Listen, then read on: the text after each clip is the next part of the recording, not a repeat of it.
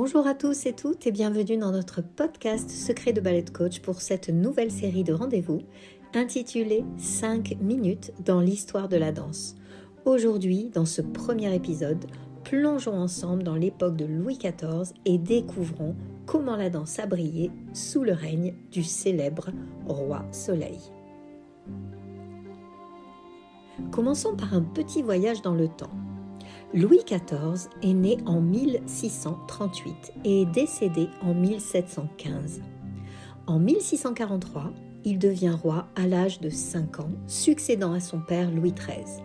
Sa mère, Anne d'Autriche, assure la régence jusqu'à ce qu'il prenne pleinement les rênes du pouvoir en 1661 à la mort de Mazarin, devenant ainsi le roi le plus emblématique de la France ainsi que le monarque au règne le plus long.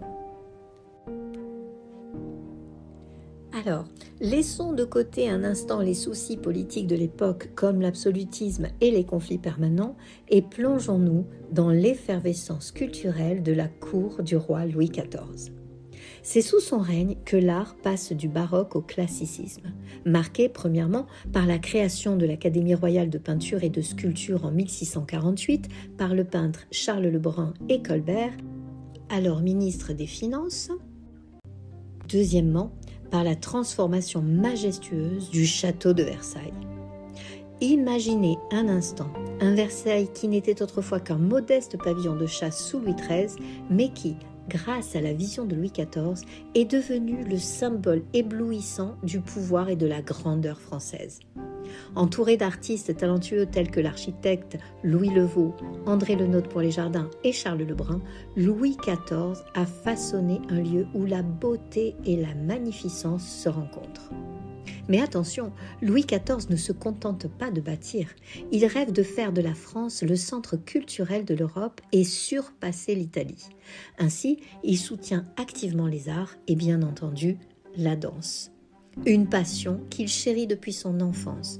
En effet, je rappelle l'importance de la danse dans la vie de Louis XIV, car durant la période baroque, la danse est essentielle dans l'éducation de la noblesse, tout comme la musique et le maniement de l'épée. Louis XIV, évidemment, n'échappe pas à cette règle et dès son plus jeune âge, il prend chaque jour son cours de danse. Il la pratique tellement avec ardeur que son entourage se fait du souci pour lui. Oui, Louis XIV est un excellent danseur et à l'époque, la noblesse danse. À l'âge de 13 ans, le jeune roi va faire ses débuts sur scène dans le ballet de Cassandre, puis ce sera dans le ballet de la nuit en 1653 qui marquera quelque chose de vraiment particulier. En effet, dans cette représentation, au final, le jeune roi apparaît triomphant dans un costume somptueux représentant le soleil. Et c'est à la suite de cela qu'il sera surnommé le roi Soleil.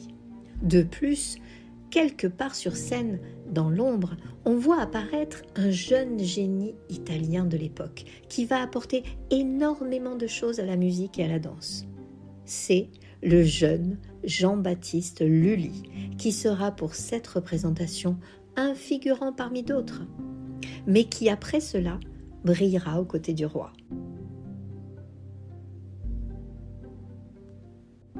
Mais je ne vous en dis pas plus. Voilà pour ce premier épisode de nos 5 minutes dans l'histoire du ballet et je vous retrouve bientôt pour le prochain épisode où nous partirons à la rencontre de la comédie ballet avec Lully et Molière. Alors à bientôt!